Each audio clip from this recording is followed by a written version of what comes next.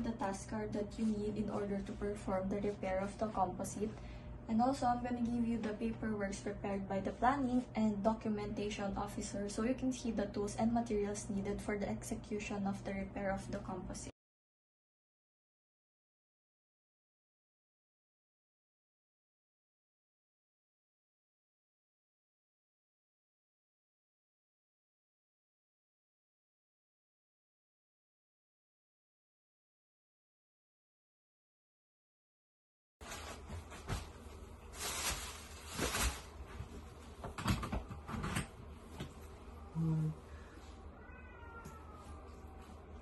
Okay.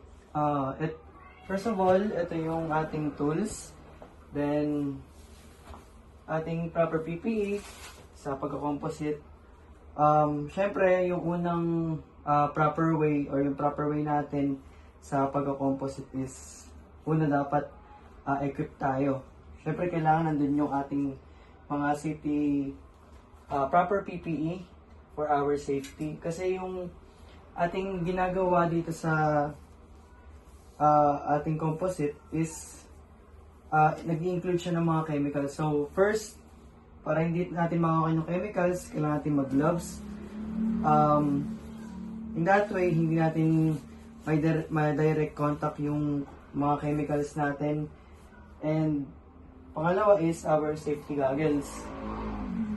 Sa pag-safety goggles natin is, in that way, para hindi malagyan yung ating mga mata ng chemical. Then, yung ating gas mask, ito naman, yung gas mask naman natin is para naman hindi natin mahigop yung yung mga chemicals na ginagamit natin. Kasi lalo na yung ating mga chemicals, yung ating resin yan, yung hardener, mabaho yan and nakaka-apekto yan sa ating kalusugan. Kaya kailangan natin gumamit ng mga gas mask and goggles and gloves. Siyempre, hindi mawawala yung ating disposable apron. Yung disposable apron natin, para lang hindi tayo malagyan dito sa ating mga damit o ating mga uniform. Ginagamit din to for our safety, syempre. And after naman natin maging equipped, is kailangan na natin i-inspect yung ating composite. Ayan, yung ating composite, makikita natin dito, may damage. Ayan, may damage siya. So, paano ba yung proper way? Paano natin siya maaayos ulit? Ngayon naman, mag-start na tayo sa proper way. Paano nire-repair itong composite na to?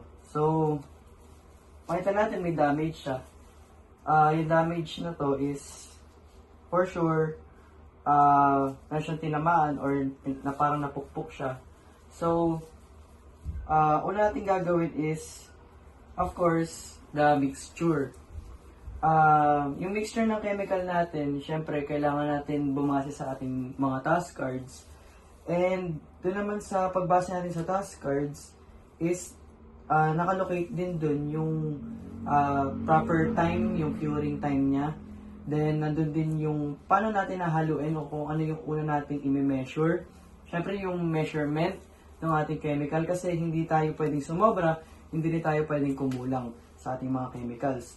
So, syempre, una, inspect muna natin yung ating composite. May damage siya. So, mag-start na tayo sa pagtingin ng ating task card and kung paano natin to aayusin. Siyempre una, yung ating weighing scales and yung ating weighing cups. So doon natin nilalagay yung ating chemicals which is resin. Yung resin natin is kailangan natin siyang i-measure. Siyempre sabi ko nga is bawal siyang magkulang, bawal siyang sumobra. And after nun, ng ating resin is ipo-pour naman natin or i-measure naman natin is yung hardener. Then mix natin siya, mix it well, hanggang sa makita natin na medyo brownish yung kulay niya. Then, doon natin siya i-apply. I-apply na natin siya dito. So pag-a-apply naman is, lagi natin tatandaan na bawal siyang matuyo sa direct sunlight or bawal siya patuyuin sa direct sunlight. Kaya tayo nandito sa room na to is para matuyo siya ng evenly. Katulad nito, natuyo siya ng meron siyang mga parang bukol or uneven surface. So, dahil yun sa pagpapatuyo sa ating direct sunlight or pinatuyo natin siya ng nakatutok yung araw. So, kailangan to na tutuyo lang siya sa mga malililim, sa mga well-temperatured na room para sa ganun is even yung ating surface, even yung composite natin. Then after nun, syempre, dahil nga meron siyang mga uneven surface, paggamit tayo ng liha. Sa paggamit natin ng liha, syempre, meron tayong iba't ibang gagamitin na liha, which is the 100 grit, the 120 grit, and 400 grit, and 1000 grit. And nakalimutan ko is 800 grit din kasama siya. Sa pagsasanding naman is ito naman yung purpose ng ating sanding is para mawala yung uneven surface. Then after ng 100 grit, pag nakita natin na medyo even na siya, gagamit tayo ng 120 grit. And after nun, kapag nakita natin na okay na din yung surface niya, medyo nawawala na yung mga bukol, nawawala na yung uneven surface, is gagamit na tayo ng 400 grit to smoothen na para kuminis siya. Then after nun is 800 grit, then 1000 grit para lang sa finishing touch or para sa finishing touch and mawala yung mga gasgas. Ngayon, bakit tayo nagsasanding? Syempre, una, para mawala yung uneven surface.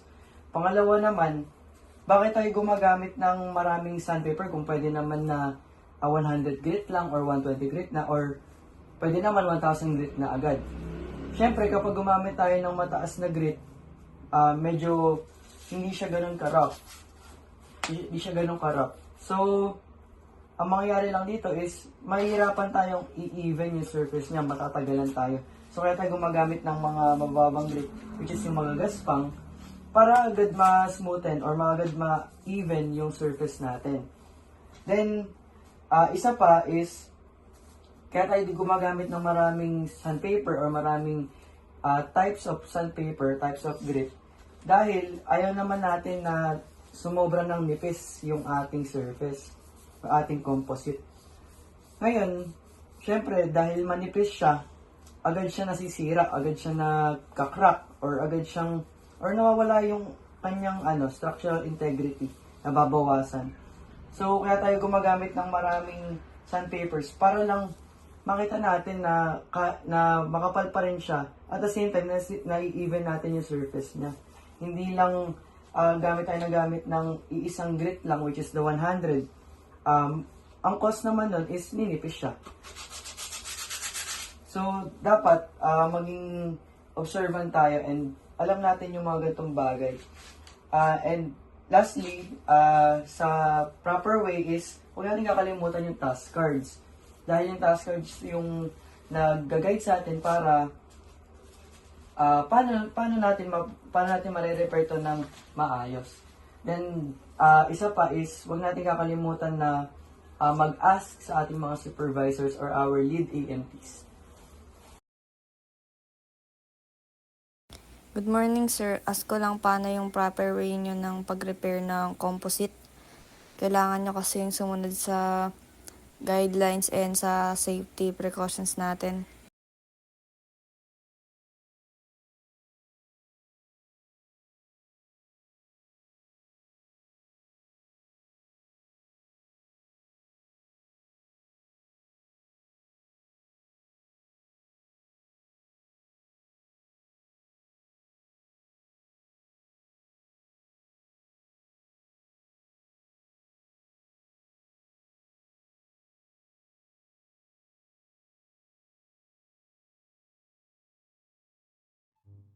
Based sa inspection ko, itong mga composites ay ready na at maayos na ang pagkakagawa.